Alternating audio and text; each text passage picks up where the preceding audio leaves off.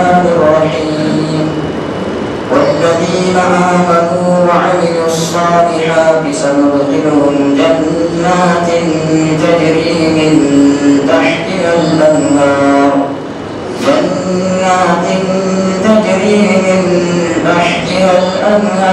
خالدين فيها أبدا وعد الله حقا ومن أصدق من الله قيلا ليس بأمانيكم ولا أماني أهل الكتاب ومن يعمل سوءا يجز به ولا يجد له من دون الله وليا ولا نصيرا ومن يعمل من الصالحات من ذكر أو أنثى وهو مؤمن فأولئك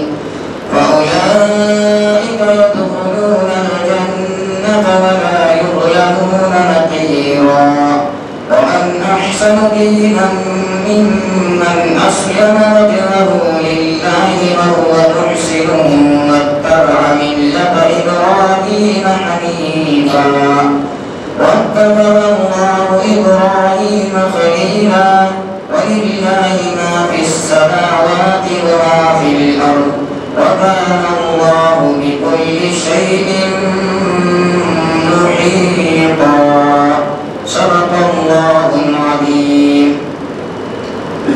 ان آیات میں اول تو ان حضرات کے لیے جو اہل ایمان ہو اور اعمال صالحہ میں مشغول رہتے ہوں ایسے باغوں میں داخلے کی خوشخبری دی جن کے نیچے نہریں جاری ہوں گی وہ ان میں ہمیشہ ہمیشہ رہیں گے اور فرمایا کہ یہ اللہ کا وعدہ ہے جو بالکل سچا پکا ہے اور یہ بھی فرمایا کہ اللہ سے بڑھ کر اپنی بات میں سچا کون ہو سکتا ہے.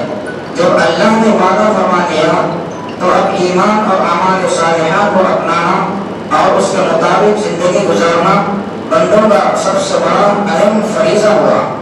اس کے بعد فرمایا لیس بأمانیکم ولا امانی اہل الکتاب.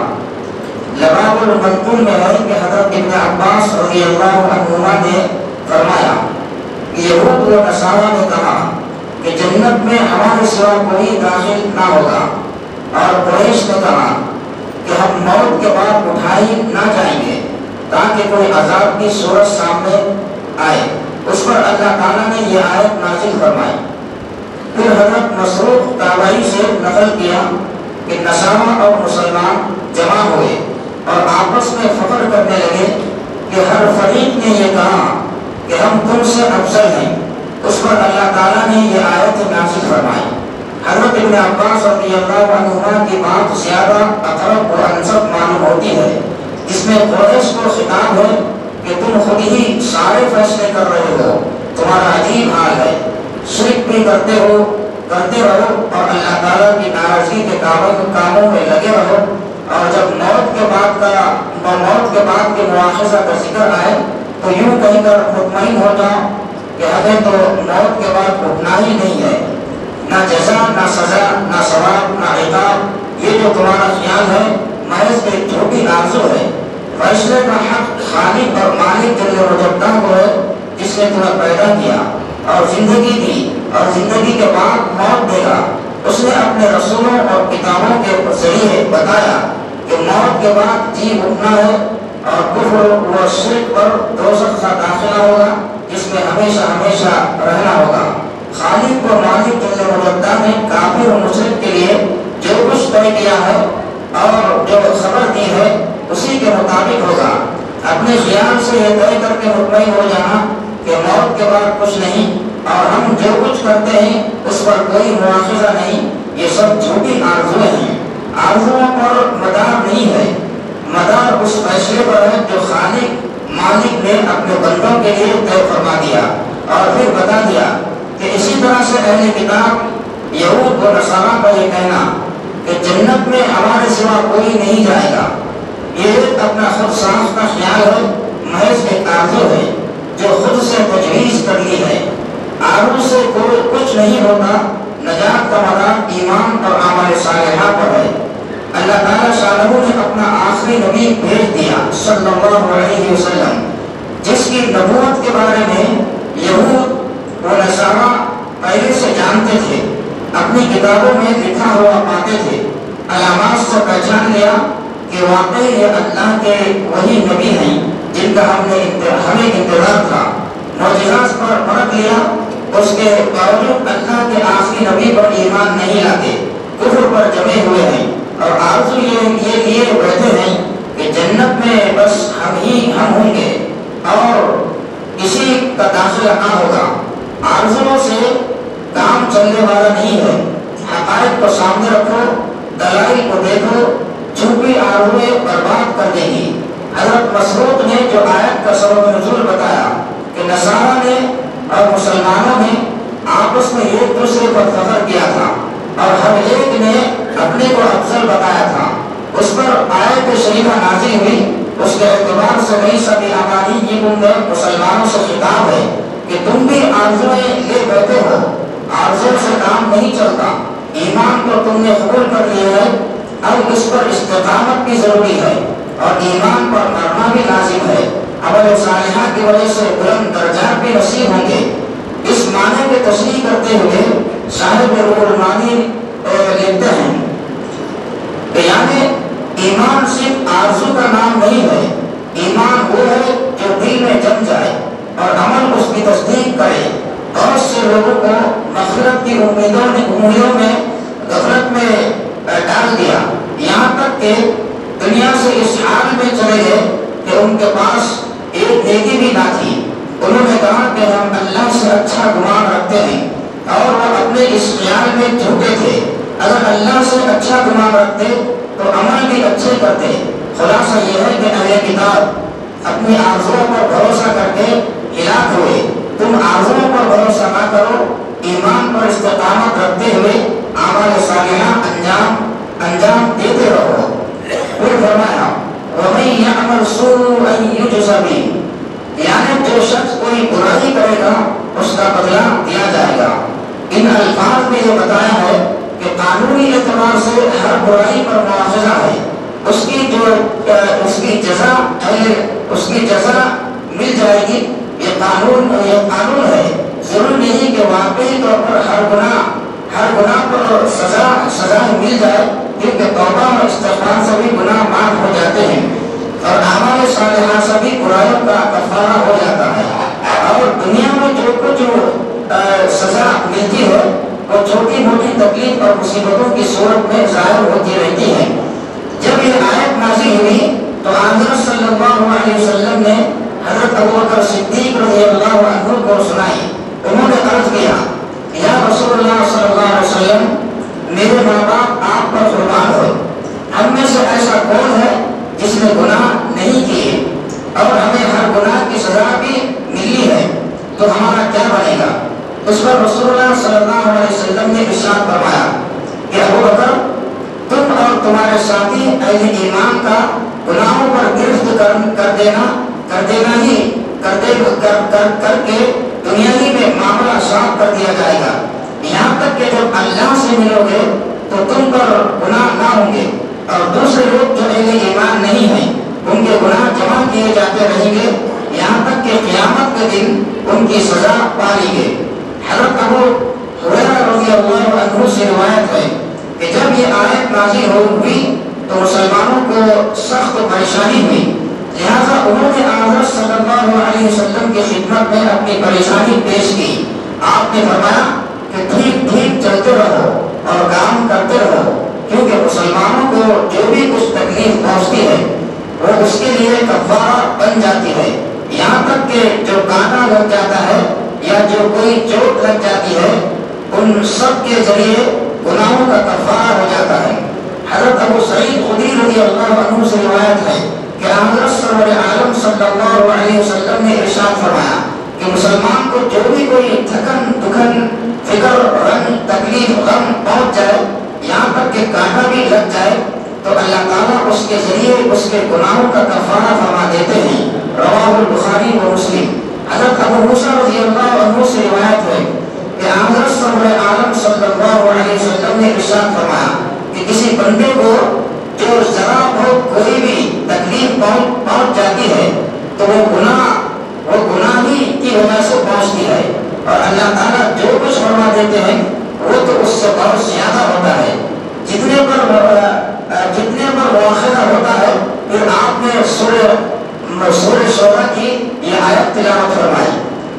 حضرت ابو ہریرہ رضی اللہ عنہ سے روایت ہے کہ رسول اللہ صلی اللہ علیہ وسلم نے ارشاد فرمایا کہ مومن مرد اور مومن عورت کو برابر اس کے جان میں، اس کے مال میں اور اولاد میں تکلیف پہنچتی رہتی ہے، اور اس سے گناہوں کا کفارہ ہوتا رہتا ہے، یہاں تک کہ جب اللہ تعالیٰ سے ملاقات کرے گا تو اس پر کوئی گناہ بھی نہ ہوگا۔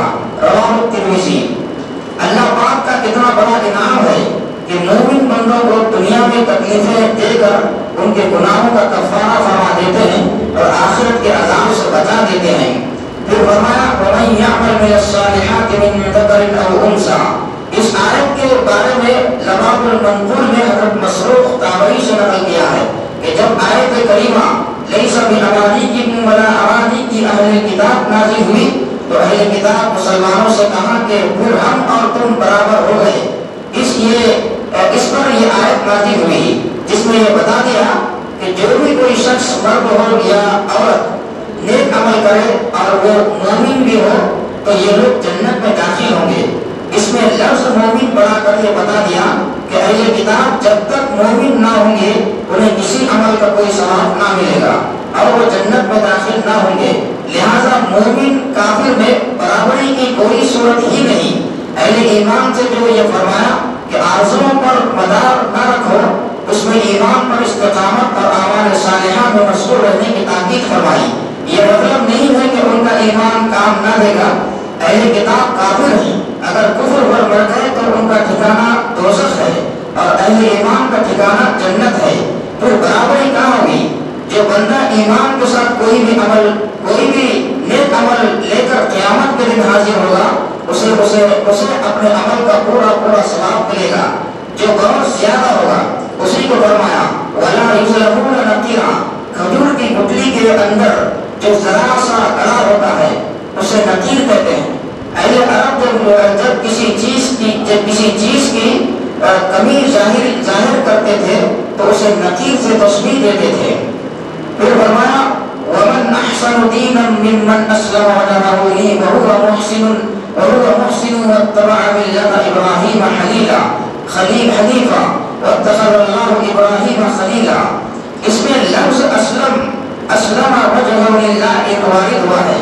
اس کے بارے میں صاحب روح المانی لکھتے ہیں کہ مطلب یہ ہے کہ اسلم وجهه للہ کا مصداق وہ شخص ہے جس نے اپنی جان کو خالص اللہ تعالیٰ کے لیے مخصوص اور متعین کر دیا اور اپنے لیے اللہ کے سوا کسی اور کو رب نہیں پہچانتا۔ اور بعض حضرات نے اس کا معنی یہ بتایا کہ اس نے اپنی توجہ خالص اللہ کے لیے کر دی، اور بعض حضرات نے یہ فرمایا کہ اس کا مطلب یہ ہے کہ اپنے چہرے کو اللہ کے نشانوں کے لیے سجدے میں ڈال دیا۔ پھر وہو محسن فرمایا، اس کا معنی یہ ہے کہ وہ اعمال صالحہ کو اس طریقے پر ادا کرتا رہا جو ان کے ادا کرنے کا حق ہے۔ یہ لفظ احسان سے مشتق ہے، اس میں فاعل کا صیغہ ہے۔ احسان کا معنی ہے کسی چیز کو خوب اچھی طرح سے ادا کر دینا۔ جب حضرت جبرائیل علیہ السلام نے حضرت صلی اللہ علیہ وسلم سے دریافت کیا کہ احسان کیا ہے تو آپ نے فرمایا کہ لا احسان ان تعبد اللہ کأنک تراہ فإن لم تکن تراہ فإنہ یراک۔ کہ احسان یہ ہے کہ تو اللہ کی اس طرح عبادت کرے جیسا کہ تو اسے دیکھ رہا ہے، سو اگر تو اسے نہیں دیکھ رہا تو وہ تجھے دیکھ رہا ہے۔ اس میں عبادت کا احسان بیان فرمایا۔ اب پوری آیت کا مطلب یہ ہوگا کہ دین کے اعتبار سے اس سے اچھا کون ہوگا جس نے اپنی ذات کو اللہ ہی کے لیے خالص کر دیا۔ اس کی توجہ ظاہر سے اور باطن سے، جسم سے اور جان سے صرف اللہ ہی کی طرف ہے، اور وہ حضرت ابراہیم علیہ السلام کا اتباع کرتا ہے۔ وہ ابراہیم جو حنیف تھے، جنہوں نے تمام ادیان کی طرف سے پرہیز کیا اور اللہ کی طرف متوجہ ہوئے، یہی دین ابراہیمی ہے جس کے اتباع کا خاتم الانبیاء صلی اللہ علیہ وسلم کو اور آپ کی امت کو حکم ہوا۔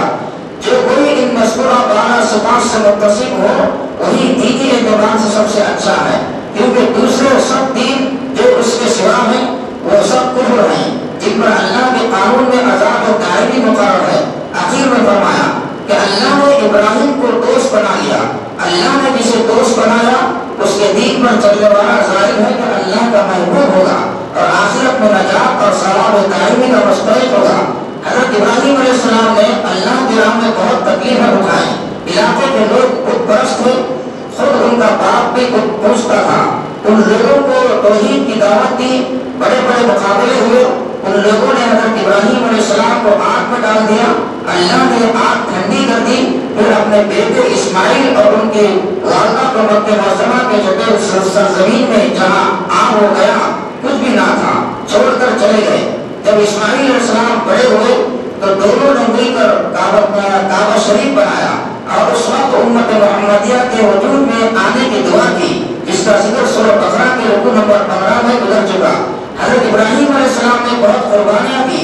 جو بھی کوئی شخص اللہ کے لیے قربانیاں دے گا اللہ کا محبوب ہوگا۔ مومن کا کام یہ ہے کہ اللہ ہی کے لیے خالص ہو جائے اور ظاہر و باطن سے اللہ کے لیے جھک جائے اور صفت احسان کے ساتھ اللہ کی عبادت کرے اور قربانی کے موقع پر قربانی بھی دے۔ یہ صفات صرف مومنین کو حاصل ہیں، اہل کفر ان کے برابر کہاں ہو سکتے ہیں، اگرچہ اہل کتاب ہی ہو۔ آخر میں فرمایا وَلِلَّهِ مَا فِي السَّمَاوَاتِ وَمَا فِي الْأَرْضِ، کہ اللہ ہی کے لیے ہے جو کچھ آسمانوں میں اور جو کچھ زمین میں ہے، اور سب اس کی مخلوق ہیں، یہ مملوک ہیں۔ اسے اختیار ہے کہ تکوینی طور پر ان کو جس حال میں رکھے اور تشریعی طور پر جو حکم دے، جس کام کا چاہے حکم دے اور جس سے چاہے منع کرے۔ وَكَانَ اللَّهُ بِكُلِّ شَيْءٍ مُحِيطًا، اور ہر چیز اللہ کے علم اور قدرت کے احاطے میں ہے۔ اسے تمام اعمال کا اور عمل کرنے والوں کا علم ہے اور حکمت کے مطابق ہر ایک کو جزا اور سزا دینے پر اسے قدرت ہے۔ اللہ تعالیٰ مجھے اور آپ کو عمل کرنے کی توفیق عطا فرمائے۔ آمین۔ وآخر دعوانا الحمد للہ رب العالمین۔